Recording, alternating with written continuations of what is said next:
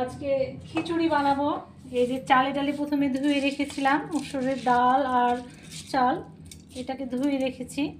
একটু পানি আছে, অসুবিধা নাই, খিচুড়ি তো পানি দিয়েই রান্না হয় সেই জন্য। আর এখানে একটু ওই গাজর, তারপরে শিম, বেগুন, আলু আর ওই মুগ ডালটা একসঙ্গে দিয়ে ভেজে নিয়েছি, তাহলে একটা কাঁচা কাঁচা গন্ধ মুগ ডালেরও থাকে আর সবজিরও থাকে, এই কাঁচা গন্ধটা সেই জন্য থাকবে না, সেই জন্য একসঙ্গে দিয়ে দিয়েছি। আর এবার দেখাবো, এই যে চালটা দিলাম, এই যে সবজিটা দিলাম, এবার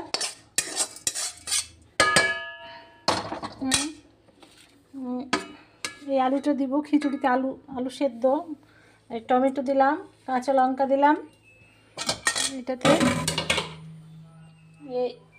একটু জিরে গুঁড়ো দিলাম, একটু যেহেতু সবজিতে হলুদ দেওয়া আছে সেই জন্য বেশি হলুদ দিলাম না, খুব সামান্য পরিমাণ। রাইস কুকারে তো পরে আবার ঢাকাটা তুলেও দেখে নেওয়া হয় যে হলুদের প্রয়োজন আছে কি না নাই, আমার ঢাকাটা তোলা হয়, অসুবিধা হয় না। এই একটু আদা পেস্ট দিলাম, এই যে একটু আদা পেস্ট দিলাম, একটু সরিষার তেল দিব,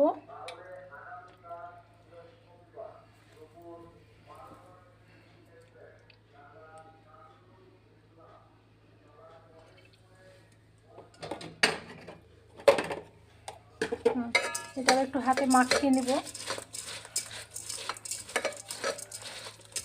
চটকে নিলাম ভালো করে। রাইস কুকারে খিচুড়ি অপূর্ব টেস্ট হয়, মানে আমি বানাই, হয়তো এমনিও খিচুড়ির সিজন তো সব সময়, কিন্তু সবজির সিজনটা তো সব সময় না, শীত মানেই সবজি, সেই জন্য এখন ওই টমেটো, শিম এগুলো বেশি পাওয়া যায়। পালক শাক দেওয়ারও দরকার ছিল, যেহেতু বাগানে পালক শাক তো নিয়ে আসা হলো না আমার। এই যে এখানে এবার একটু পানি দিতে হবে,